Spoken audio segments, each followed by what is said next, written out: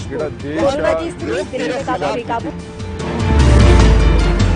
खबरनामा, खबर से असर तक। नमस्कार, एनबी न्यूज देख रहे हैं आप। मैं हूं आपके साथ पल्लवी राजपूत और हमारे खास कार्यक्रम खबरनामा में आप सभी का स्वागत है। चलिए रुख करते हैं आज की अहम खबर का। राष्ट्रीय राजधानी दिल्ली में कोविड-19 के मामले हर दिन तेजी से बढ़ रहे हैं और मौत के आंकड़ों में भी लगातार वृद्धि हो रही है। इस बीच दिल्ली के मुख्यमंत्री अरविंद केजरीवाल और उपराज्यपाल अनिल बैजल के साथ बैठक की और कोरोना को लेकर बड़े फैसले किए। दिल्ली के मुख्यमंत्री अरविंद केजरीवाल ने प्रेस कॉन्फ्रेंस कर बताया कि राष्ट्रीय राजधानी में वीकेंड कर्फ्यू लगाया जाएगा। उन्होंने कहा कि दिल्ली सरकार ने दिल्ली में वीकेंड कर्फ्यू लगाने का फैसला लिया है। हम जरूरी सेवाओं से जुड़े लोगों और शादियों के लिए लोगों को कर्फ्यू पास देंगे। मॉल, जिम, स्पा, ऑडिटोरियम को बंद करने के निर्देश दिए जा रहे हैं। सिनेमा हॉल और 30% क्षमता पर ही फिलहाल चल सकते हैं। बता दें कि राष्ट्रीय राजधानी दिल्ली कोरोना वायरस से प्रभावित शहरों में सबसे ऊपर है। दिल्ली में बुधवार को कोरोना वायरस संक्रमण के 17,282 नए मामले सामने आए और संक्रमण की वजह से 104 लोगों की मौत हुई। स्वास्थ्य विभाग ने कहा कि दिल्ली में अब तक संक्रमितों की कुल संख्या 7,67,438 हो गई है और 11,540 मरीजों की मौत हो चुकी है।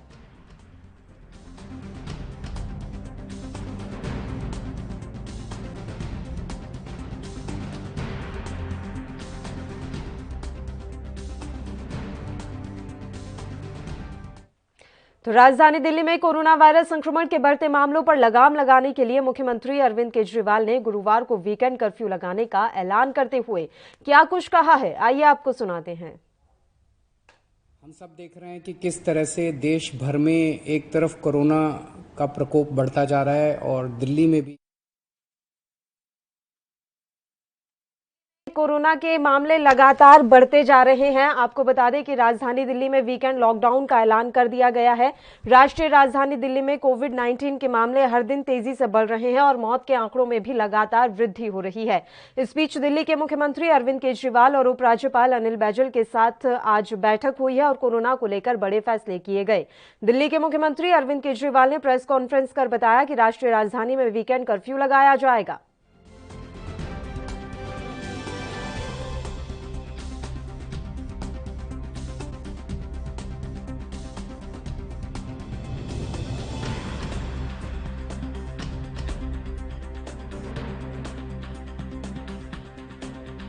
राजधानी में वीकेंड कर्फ्यू लग गया है। आपको बता दें कि अरविंद केजरीवाल ने जानकारी देते हुए कहा है कि दिल्ली सरकार ने दिल्ली में वीकेंड कर्फ्यू लगाने का फैसला लिया है। हम जरूरी सेवाओं से जुड़े लोगों और शादियों के लिए लोगों को कर्फ्यू पास देंगे। मॉल, जिम, स्पा, ऑडिटोरियम को बंद करने के निर्देश दिए जा रहे हैं। सिनेमा हॉल 30% क्षमता पर चल सकते हैं। बता दें कि राष्ट्रीय राजधानी दिल्ली कोरोना वायरस से प्रभावित शहरों में सबसे ऊपर है। दिल्ली में बुधवार को कोरोना वायरस संक्रमण के 17,282 नए मामले सामने आए और संक्रमण की वजह से 104 लोगों की मौत हुई। स्वास्थ्य विभाग ने कहा कि दिल्ली में अब तक संक्रमितों की कुल संख्या 7,67,438 हो गई है और 11,540 मरीजों की मौत हो चुकी है। राजधानी दिल्ली में कोरोना वायरस संक्रमण के बढ़ते मामलों पर लगाम लगाने के लिए मुख्यमंत्री अरविंद केजरीवाल के द्वारा ये अहम कदम उठाया गया है।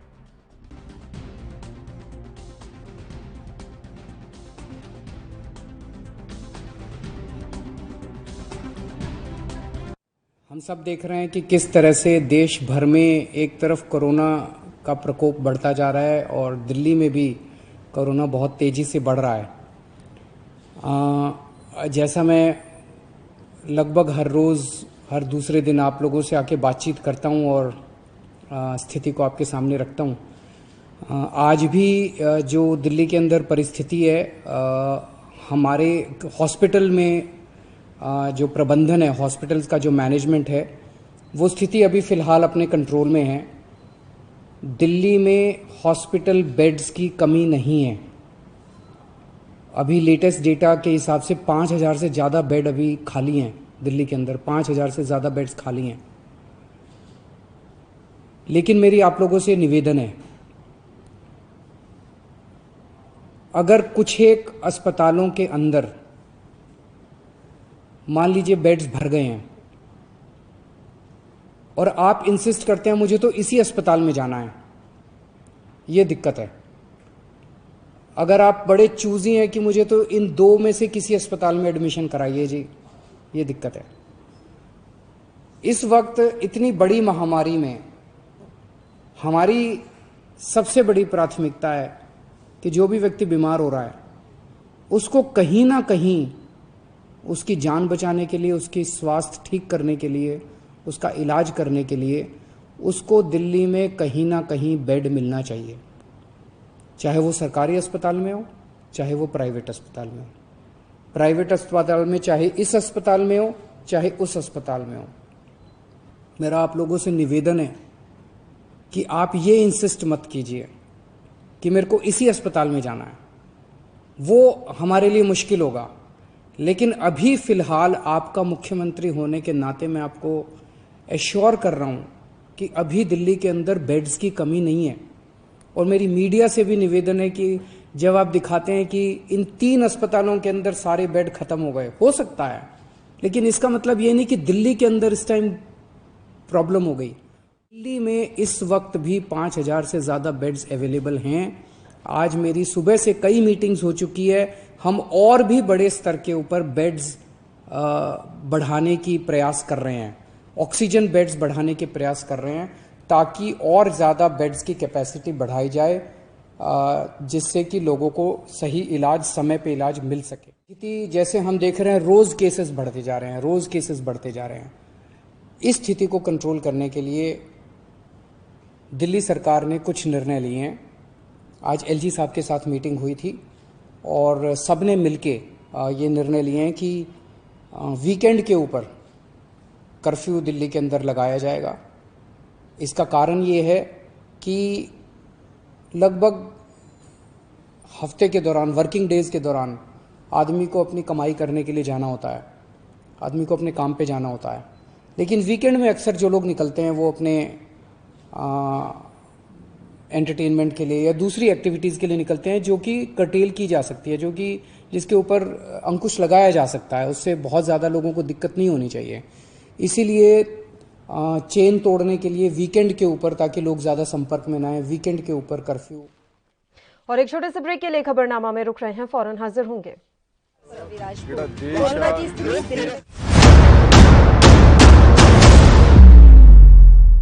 हक की बात दोपहर 12 बजे सिर्फ ANB न्यूज पर।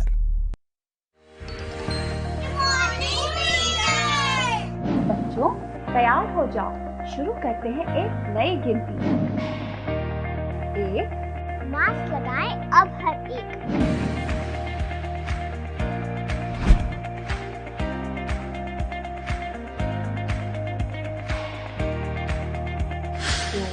2 गज की दूरी हो।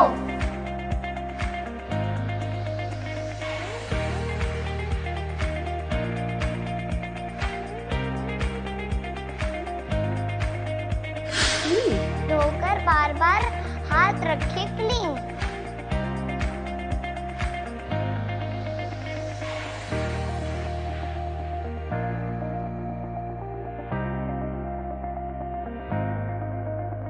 4 इम्यूनिटी बढ़ा के करे कोरोना पे वार।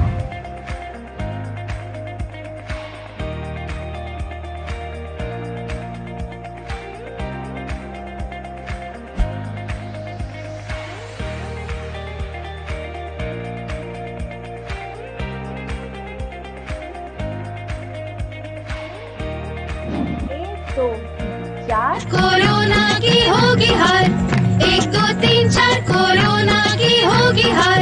सूचना एवं जनसंपर्क विभाग उत्तर प्रदेश द्वारा जनहित में जारी। राष्ट्र धर्म रात 8 बजे सिर्फ ANB न्यूज पर। न्यूज़ देखते हैं आप, मैं हूं आपके साथ पल्लवी राजपूत। कोरोना की स्थिति दिल्ली में काफी बेकाबू। खबरनामा, खबर से असर तक।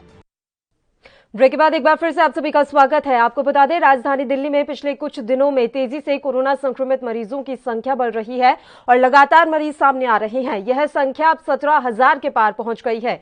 इससे अस्पतालों में बेड भर गए हैं। इसमें दिल्ली पुलिस के जवान भी हैं। सरकार कोरोना संक्रमण की चेन को तोड़ने के लिए प्रयास कर रही है।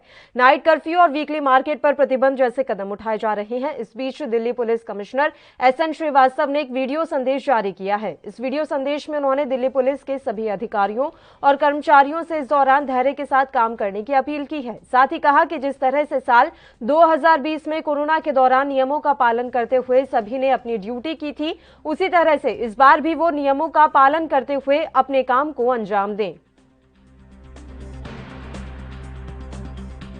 साथियों, जानकारों का कहना है कि कोरोना की ये नई लहर पिछले बार के मुकाबले ज्यादा गंभीर है। इसके कारण संक्रमण की संख्या काफी तेजी से बढ़ रही है। इसलिए हमें ज्यादा सावधानियां बरतने की आवश्यकता है। पिछले कुछ दिनों से दिल्ली पुलिस के हमारे कुछ साथी कोरोना पॉजिटिव पाए गए हैं। यह संख्या बढ़ती जा रही है, जो कि चिंता का विषय है। पुलिस कर्मियों का कोरोना से उत्पन्न स्थिति से निपटने में अहम योगदान रहा है। दिल्ली पुलिसकर्मी इन परिस्थितियों में भी अपने को घर में सीमित नहीं रख सकते। हमें इस कोरोना वायरस की लड़ाई में अपने कर्तव्यों का निर्वहन करते हुए कोरोना वायरस से अपना बचाव भी करना होगा। एक दूसरे के साथ काम करते हुए, जनता के बीच जाते हुए, वेरिफिकेशन करते हुए, चालान काटते समय, पिकेट पे ड्यूटी देते समय, अस्पताल में आते जाते वक्त कोरोना से संक्रमित होने की काफी संभावना बनी रहती है, परंतु एहतियात बरतने से इस संभावना को कम किया जा सकता है। आप अपने चेहरे पर N95 मास्क या 3 प्लाई सर्जिकल मास्क लगाकर रखें। पतले कपड़े से बना हुआ मास्क आपके लिए शायद पर्याप्त ना हो। कम से कम 2 परतों वाले मास्क को अवश्य पहने। हमें एक दूसरे से उचित दूरी बनाकर ही काम करना चाहिए। अपने कार्यस्थल पर सोशल डिस्टेंसिंग का ध्यान रखें व अपने कार्यस्थल या वाहन आदि को सैनिटाइज करें और अपने हाथों को साबुन से बार बार धोते रहें। इम्यूनिटी बढ़ाने वाली चीज़ों जैसे आयुर्वेदिक काढ़ा, विटामिन C, जिंक टैबलेट आदि का नियमित सेवन डॉक्टर की सलाह लेकर करते रहें। स्वस्थ रहने के लिए योग और व्यायाम भी नियमित रूप से करें। यह ध्यान रखें कि वैक्सीन लगाने के बाद भी आप कोई लापरवाही न करें। भीड़ भाड़ वाली जगहों, सामाजिक कार्यक्रमों से बचें। यहाँ तक कि अपनी ड्यूटी के दौरान भी सामाजिक दूरी बनाकर रखें।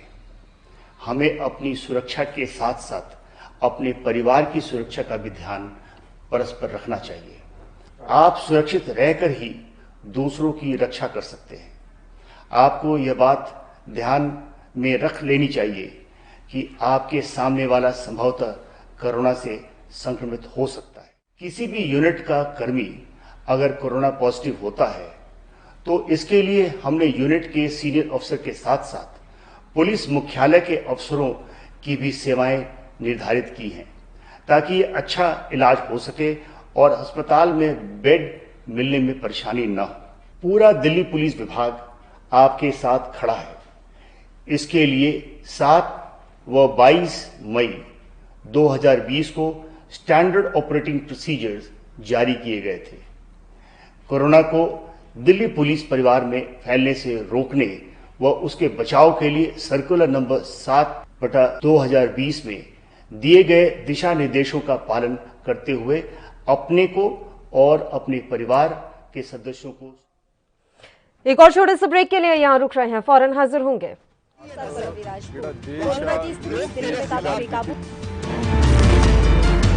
खबरनामा, खबर से असर तक। क्या आप दुबले पतले कमजोर हैं? आपकी सेहत नहीं बनती, भूख कम लगती है, वजन नहीं बढ़ता। दरअसल मेन बात खाना पीना खाना नहीं है, मेन बात है खाया पिया लगना। और अगर खाया पिया लगेगा ही नहीं तो सेहत बनेगी कैसे?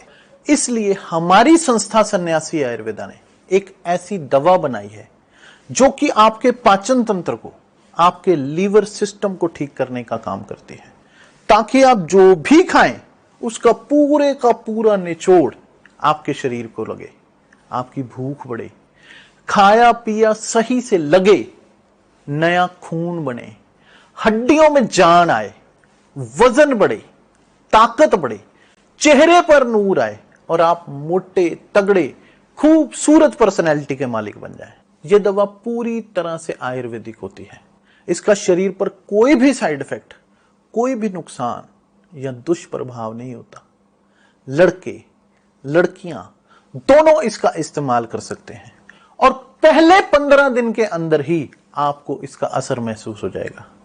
सिर्फ 650 रुपए की पूरे 1 महीने की दवा होती है और आप इसे घर बैठे 01145454545 पर फोन करके दवा मंगवा सकते हैं।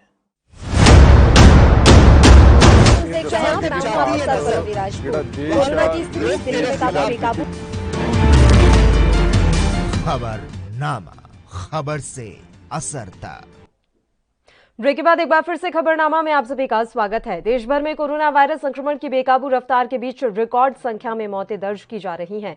राष्ट्रीय राजधानी दिल्ली में भी हालात बेकाबू होते जा रहे हैं। लोगों को अस्पतालों में बिस्तर की कमी से जूझना पड़ रहा है, तो मौत के बाद उनकी अंत्येष्टि में भी दिक्कतें पेश आ रही हैं। शमशान घाटों पर चिताओं की आग ठंडी नहीं पड़ रही है, तो कब्रिस्तान में दफनाने के लिए जमीन कम पड़ती जा रही है।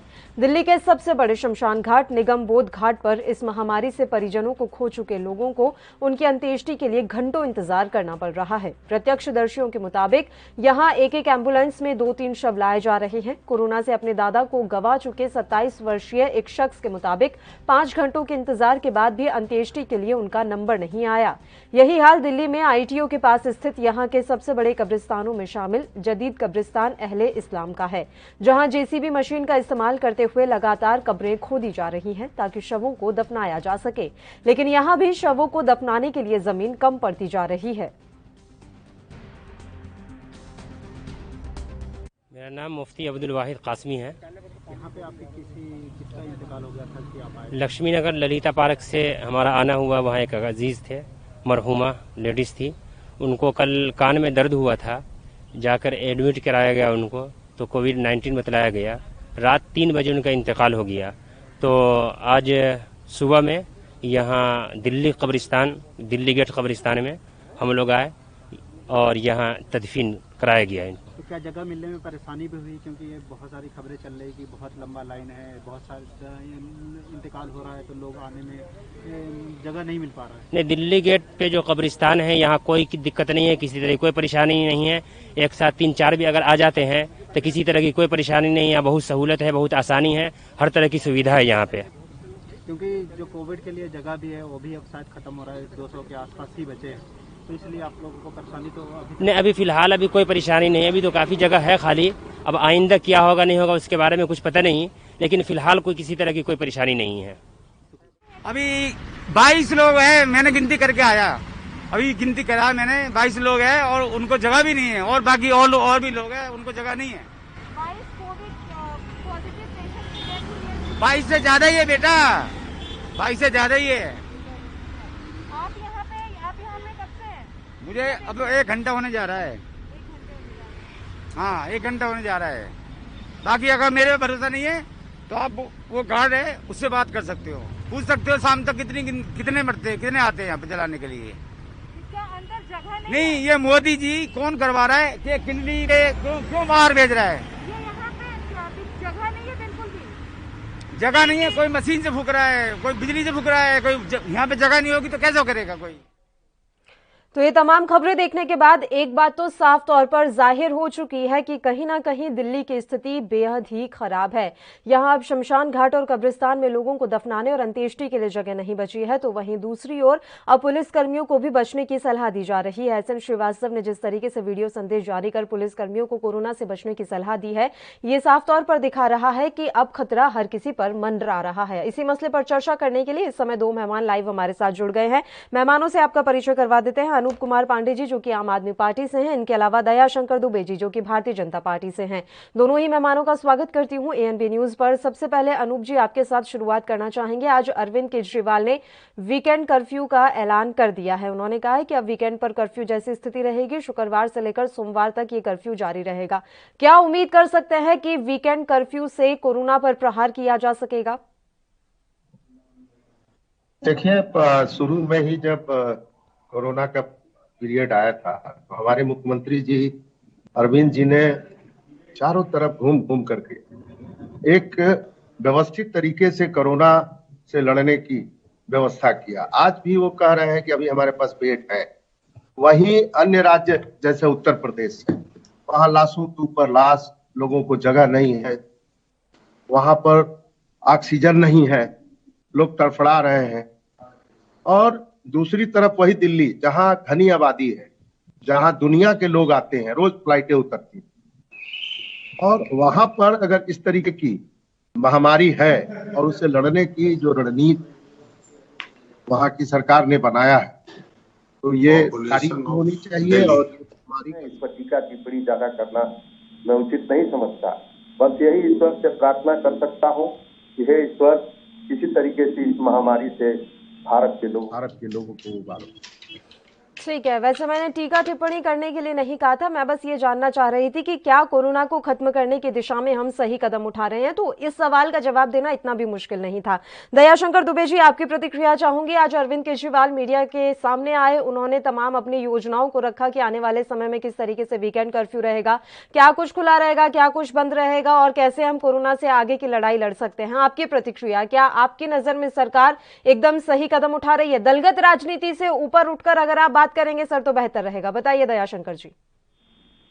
मुझे लगता है कि हम सभी को ऐसी परिस्थितियां जब आए, जब महामारी हो देश के अंदर, तो इसमें दलगत राजनीति की बात नहीं होती है, लेकिन जो महामारी फैली हुई है उसको संभालने की बात होती है, और वही हम लोग करने की बात कर रहे हैं। मेरा मानना ये है कि ये दो तीन चीजों से कंटेनमेंट इसकी होती है। एक तो इंडिविजुअल की खुद की जागरूकता और उसका प्रिवेंशन, दूसरा समाज की तरफ से जो भी चीजें सोशल डिस्टेंसिंग से लेकर के और मास्क यूज करने तक ये सब चीजें बताई गई हैं, उनका हम लोगों को इस्तेमाल करना चाहिए। तीसरी चीज होती है प्रशासनिक, जिसके बारे में चर्चा किया है आदरणीय केजरीवाल जी ने। तो मेरा मानना ये है कि केजरीवाल जी की बातों पर, एक चुने हुए मुख्यमंत्री है, उनकी बातों पर विश्वास करने के अलावा मुझे कहने के लिए कुछ नहीं है। सिर्फ ये कि जो उन्होंने बात की है ये ऑलरेडी गाइडलाइन के तहत दी हुई है और उसके हिसाब से वो बात कर रहे हैं, तो मुझे लगता है कि इसका स्वागत किया जाना चाहिए। मैंने ये भी देखा कि श्रीवास्तव जो थे वहां के दिल्ली के police commissioner, he is a very seasoned officer. ये उस समय आए थे, जब आपको याद होगा, जब दिल्ली के अंदर कत्लेआम हो गई थी, उस समय वो आए थे और स्थिति को संभाले थे। वो स्थिति संभालने के लिए, ये यूं कहिए कि क्लोज कम्बैट ड्रिल के लिए he is a known person. और मेरा मानना यह है कि जब इस तरह की केसेज होती हैं और वो कह रहे हैं कि prevention is better than cure, यानी आप इसकी सुरक्षा लीजिए, he has already issued A SOP, तो उसके ऊपर हमको भरोसा करना होगा। और क्यों नहीं भरोसा करेंगे?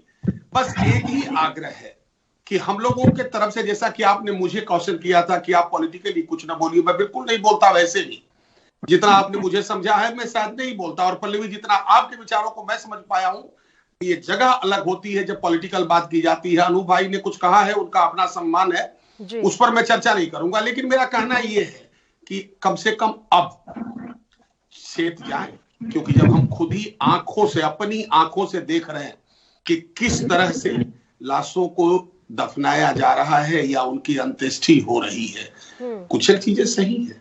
हालांकि पहले हुआ था, ये चीज अनूप भाई को सतर्क रहना होगा कि वो डिटेल्स कुछ और दे रहे थे संख्या, लेकिन जब आप ही के पत्रकारिता जगत के लोग इकट्ठे हुए और अलग अलग शमशानों से जब उन्होंने पूरे ऐड किया टोटल, तो वो कहीं बहुत आगे चला गया। At least this time we should be realistic, हम लोगों को मदद पहुंचाएं, ये जरूरी है। दूसरा, चूंकि मैं उत्तर प्रदेश से आता हूं, ऐसा नहीं है कि हमारे यहाँ सब कुछ चाक चौबंद है, हम भी इसी महामारी से गुजर रहे हैं। लेकिन आपने सुना होगा मुख्यमंत्री जी ने अपनी जहाज, शासकीय जहाज भेज दिया, बोला इसको जाइए लेके आइए। अहमदाबाद से आ रही है, शायद उस मेडिसिन का नाम आप भी जानते होंगे, रेमडेसिविर। ये एक दवाई है। क्योंकि तो मैं डॉक्टर हूं नहीं, मैं समझता नहीं, कुल मिला के ये समझ में आ रहा है मेरे जैसे लेमैन को कि ये कोरोना के लिए क्वाइट कारगर है। ऐसी परिस्थिति में वो पहले भी भेज चुके हैं, गोवा भी एक बार भेज चुके हैं, आपको पता है, 2 बार बल्कि भेज चुके हैं। मैं कहूं तो गोवा भी गई थी, इससे पहले अहमदाबाद से पहले एक बार और शायद मुंबई में गई थी। तो मेरा कहना यह है कि हर तरफ से मंगाई जा रही है और इस सब जगह भया हुआ है, महाराष्ट्र में भी भया हुआ। मुख्यमंत्री जी ने कल आपने देखा होगा कि ऑलरेडी उन्होंने पूरे अपने डिस आउट किए थे प्रोग्राम जो किस तरह से आपको करना है। Rather I should say that sequence of imposition he has lead, और यही शायद केजरीवाल जी ने किया है, हमारी भी प्रदेश सरकार वही कर रही है, क्योंकि ultimately this is the time of crisis, national survival की बात है, ह्यूमन सर्वाइवल की बात है। तो इसलिए हम सबके सब लगे हुए हैं। और मुझे लगता है कि एक चीज जरूर मैं आग्रह करूंगा, क्योंकि मैं यूपी से आता हूं, कि जहां भी उत्तर प्रदेश या बिहार के मजदूर फंसे हैं, अनूप भाई, पिछली बार जैसी हरकत ना हो, उन लोगों को ऐसी कोई हम बात न करें, चाहे दिल्ली का आदमी यहाँ रह रहा हो, चाहे यहाँ का वहां, जिसके वजह से भगदड़ मच जाए या चीजें खराब हो जाए। वैसे अभी बस वीकेंड कर्फ्यू का ऐलान किया गया है सर, बाकी ऐसे लॉकडाउन जैसी स्थिति तो अभी दिल्ली में नजर नहीं आ रही है। तो हम तो यही उम्मीद करेंगे कि प्रवासी मजदूर किसी अफवाह में ना आए, क्योंकि सब कुछ बंद नहीं किया जा रहा है, वीकेंड पर बस बंद हो रहा है। चर्चा ऐसे ही जारी रहेगी। एक छोटे से ब्रेक के लिए रुक रहे हैं, फौरन हाजिर होंगे।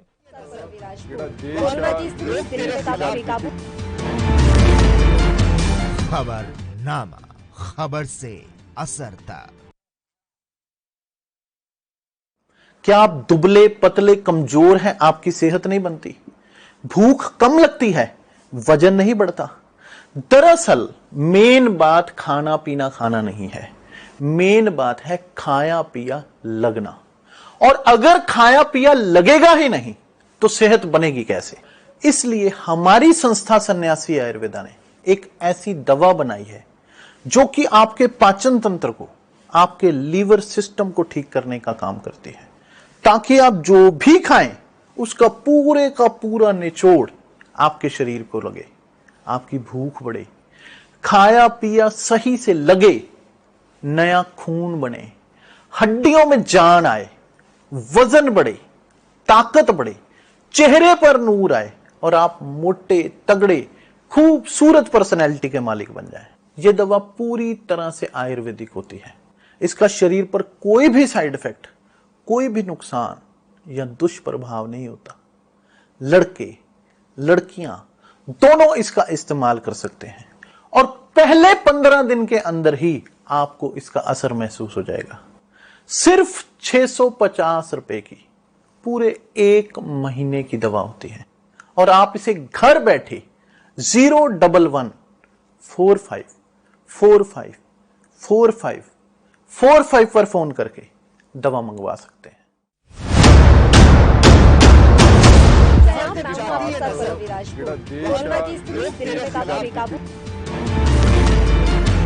खबरनामा, खबर से असर तक। ब्रेक के बाद एक बार फिर से खबरनामा में आप सभी का स्वागत है। हम बात कर रहे हैं दिल्ली में कोरोना संक्रमण को लेकर। यहां संक्रमण लगातार बढ़ता जा रहा है और सरकार भी अब सतर्क होती हुई नजर आ रही है, सख्ती बरतना शुरू कर दिया गया है। इसी बीच आज अरविंद केजरीवाल मीडिया के सामने आए और उन्होंने वीकेंड कर्फ्यू का ऐलान कर दिया। इसी मसले पर चर्चा कर रहे हैं दोनों मेहमान लगातार हमारे साथ जुड़े हुए हैं। दयाशंकर दुबे जी ने जिस तरीके से कहा कि प्रवासी मजदूरों का खास ख्याल रखे दिल्ली सरकार, तो यही सवाल रहेगा मेरा आपसे अनूप जी कि प्रवासी मजदूरों में किसी तरह की अफवाह ना फैल जाए और पिछली बार की तरह हालात ना हो जाए, ये आप लोगों को ही देखना है और इंश्योर करना है कि किसी तरह की गड़बड़ी वहां ना हो। इस पर सवाल तो रहेगा, लेकिन उससे पहले एक जरा छोटी सी बात मैं अनूप जी कहना चाहूंगी। सर, दिल्ली में नियम है कि अगर आप कार अकेले चला रहे हैं तो भी आपको मास्क पहनना होगा और जहां तक अभी मैं समझ पा रही हूं आप अभी कहीं सफर ही कर रहे हैं सर, शायद कार में बैठे हैं। तो अगर आप ही नियमों का पालन नहीं करेंगे तो जनता से हम कैसे उम्मीद करें? और क्या दिल्ली पुलिस आपका चालान नहीं काटेगी? सर बताइए अनूप जी। बिल्कुल, मैं उत्तर प्रदेश में हूँ, जिला पंचायत के चुनाव में जी, और यहाँ झाड़ू लगवा रहा हूँ। भारतीय जनता पार्टी की गंदगी साफ करने के लिए आया हूँ। अच्छा। और भारतीय जनता पार्टी ने उपदेश देने का, जो अभी हमारे भाई उपदेश दे रहे थे, ये कम से कम गृह मंत्री जी को और प्रधानमंत्री जी को उपदेश देने का काम करें।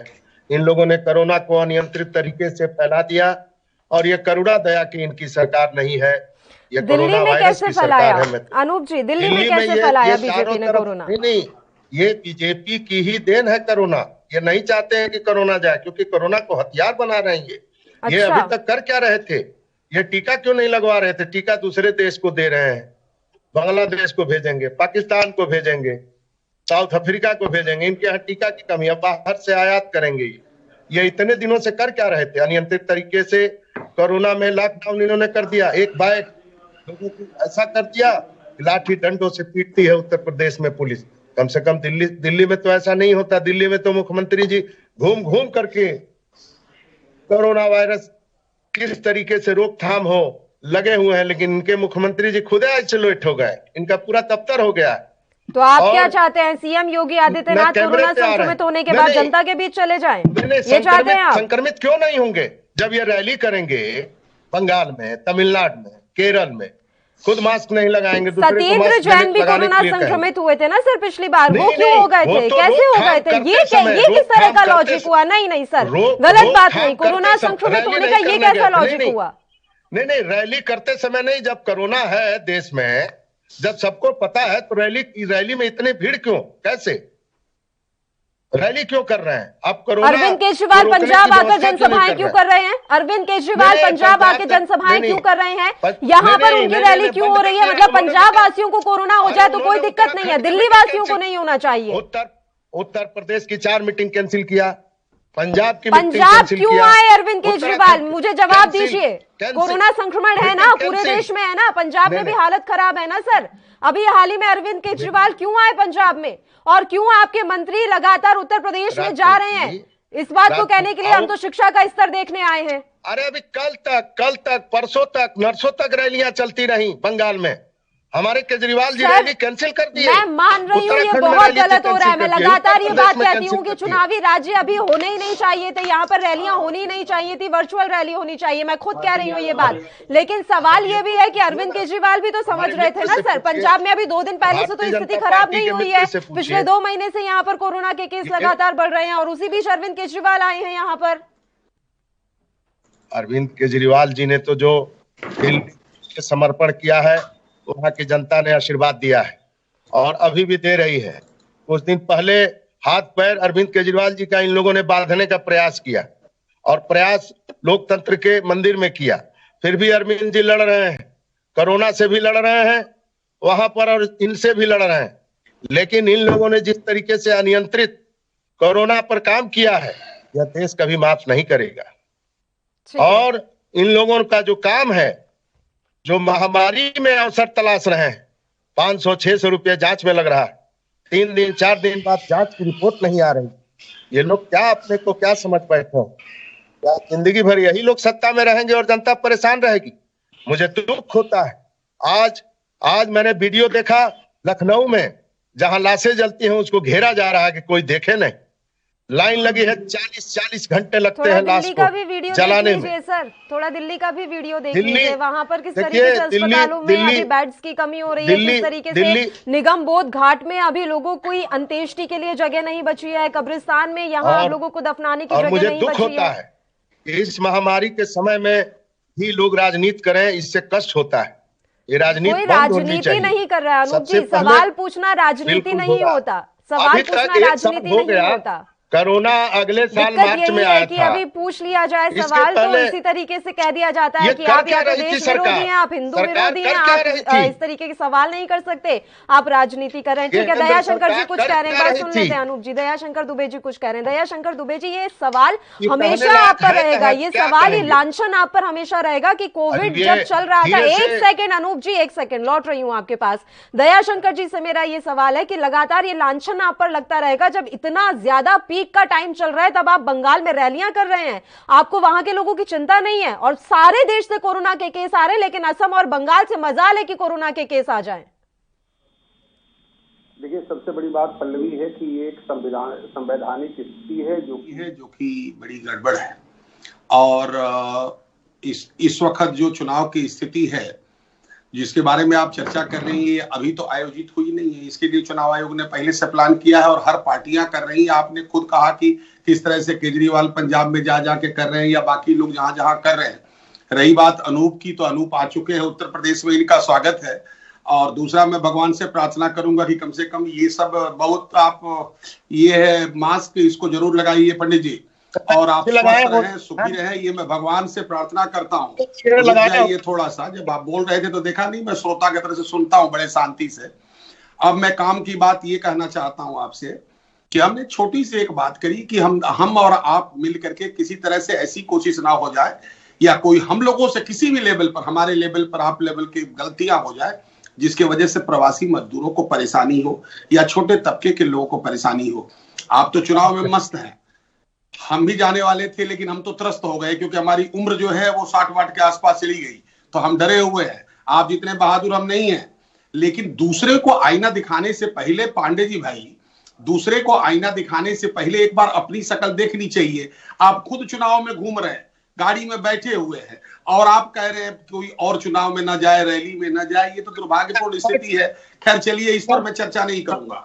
मैं तो सिर्फ इतना कहना चाहता हूं कि आप जिस प्रदेश के ऊपर इतरा रहे हैं उसकी जनसंख्या लगभग 3.5 के आसपास है, और जिस प्रदेश के अंदर आप कमेंट कर रहे हैं ना, इसको आपको जानना चाहिए कि वहां की स्थितियां क्या है। कहिए तो करेक्ट फिगर दूं मैं, 23.15 CR इतने लोग रहते हैं। इसके मैनेजमेंट को समझिए। और आपको तो मैं पांडे जी जितना सुना हूं आपके बारे में, ये चैनल वाले ही बता रहे थे, आप जितने वरिष्ठ आदमी और सज्जन हो, ये किस तरह की बात कर रहे हो कि योगी जी को हो गया है। अरे भगवान करे किसी को ना हो, और जिसको हो उसको तुरंत हॉस्पिटल ले जाया जाए।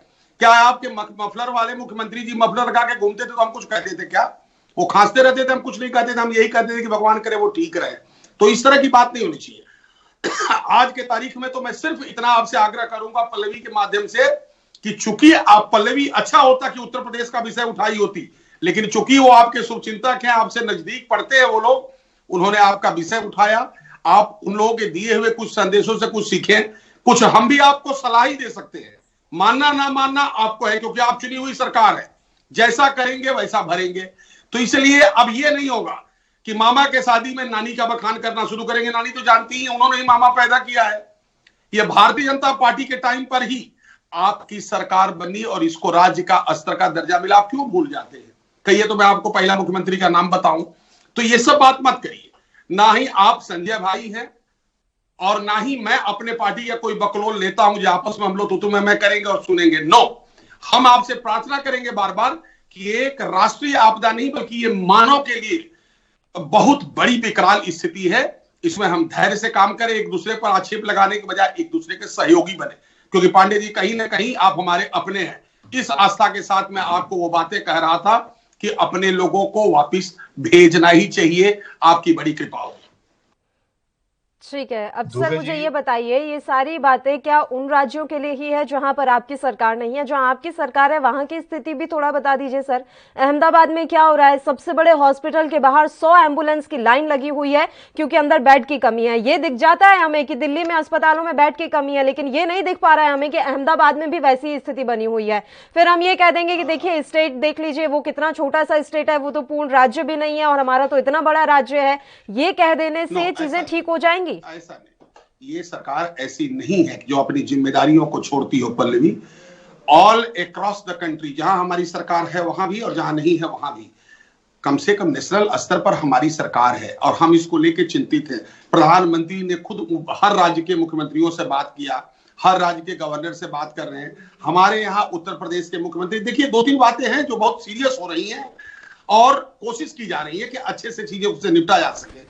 हमारे प्रदेश के अंदर मुख्यमंत्री जी खुद स्वयं गवर्नर साहब के यहाँ जा करके धर्म गुरुओं से अलग मुलाकातें हो रही हैं कि किसी तरह से वो लोगों को समझाएं।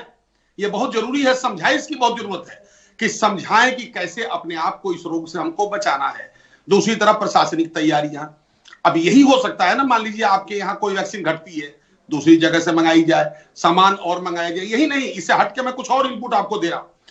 हमारे प्रदेश के अंदर वेंटिलेटर ही नहीं, बल्कि हम तो अब यहां तक कर रहे हैं कि जितने लोग आप देखती होंगी ये रेस्पिरेटरी सिस्टम के लोग होते हैं, इनको नेबुलाइजर पर रखते हैं, तो नेबुलाइजर, छोटे छोटे लेवल के ऑक्सीजन सिलेंडर, इस तरह की पूरी चीजों की हम लोग व्यवस्था कर रहे हैं ताकि इससे निपटा जा सके। और ये कोई वाहवाही की बात नहीं है, ये बात है हमारी चिंता की, हमारे लोग किसी तरह से इस महामारी से बचें, बस इतना ही करना है। बताइए उत्तर प्रदेश में हाहाकार मची है, ये उत्तर प्रदेश में हाहाकार मच रही है। ये आंकड़ा लेके बैठे हैं, आंकड़ा पढ़ते रहेंगे।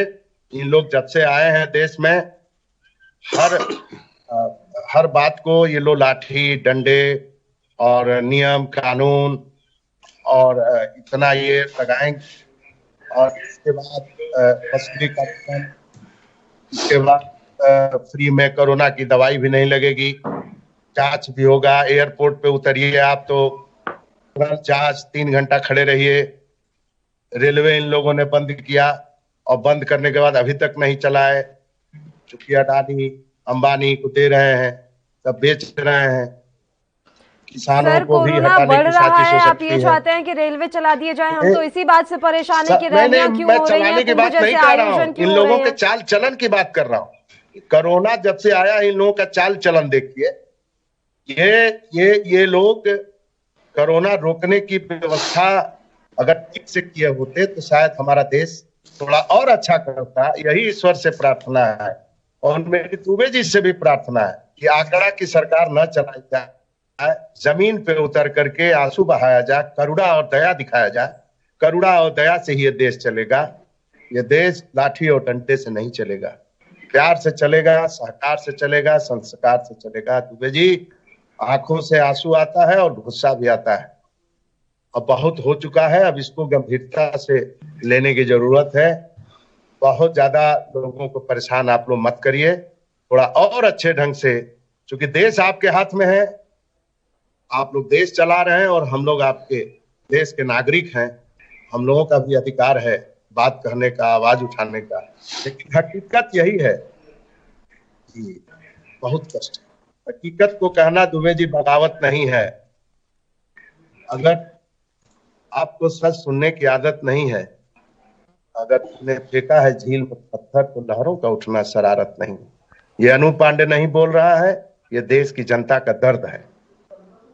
दर्द को समझिए, समझे मेरी सरकार दर्द को, बताइए दर्द को समझिए और दिल से बात करिए। देखिए, इनका तो ऐसा है ना कि ऑलरेडी सोच चुके हैं जब मुझे करना क्या है। छाती पीटने से काम नहीं चलता अनूप जी।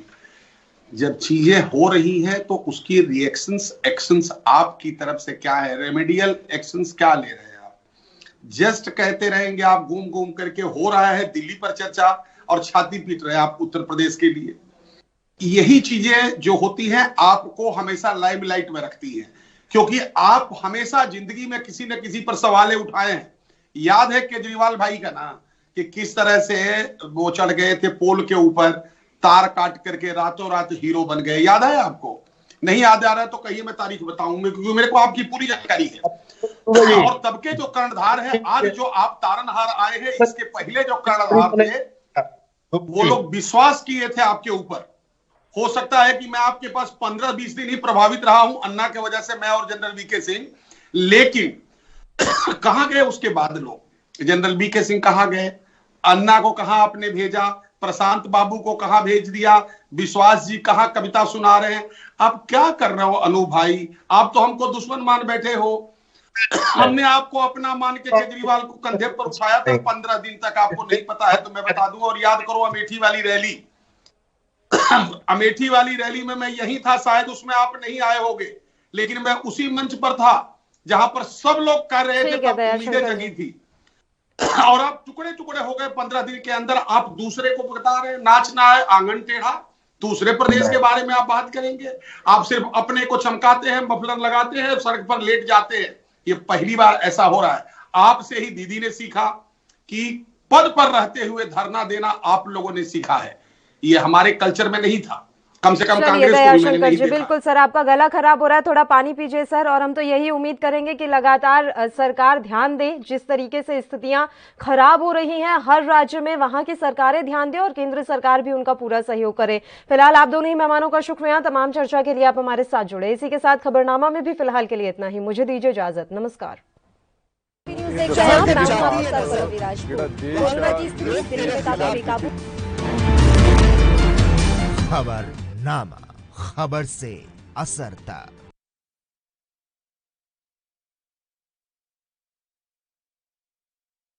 क्या आप दुबले पतले कमजोर हैं? आपकी सेहत नहीं बनती, भूख कम लगती है, वजन नहीं बढ़ता? दरअसल मेन बात खाना पीना खाना नहीं है, मेन बात है खाया पिया पूरी तरह से शरीर पर लगना। और अगर खाया पिया पूरी तरह से शरीर पर लगेगा नहीं तो आपकी सेहत बनेगी कैसे?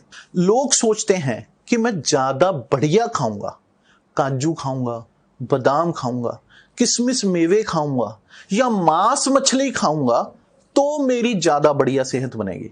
क्योंकि सभी ने अपने बड़े बुजुर्गों से एक बात सुन रखी है कि घी दूध खाओ, सेहत तो अपने आप ही बन जाएगी। मैं कहता हूं घी दूध काजू बादाम तो आप खा लोगे, पर क्या उस घी दूध को पचाने की क्षमता आपके अंदर है? वरना इधर से खाया और उधर से निकल गया तो क्या फायदा? फिर चाहे आप जिम जाएं, कसरत करें, घी दूध खाएं, कुछ भी करें, आपके ऊपर इसका असर नहीं होगा।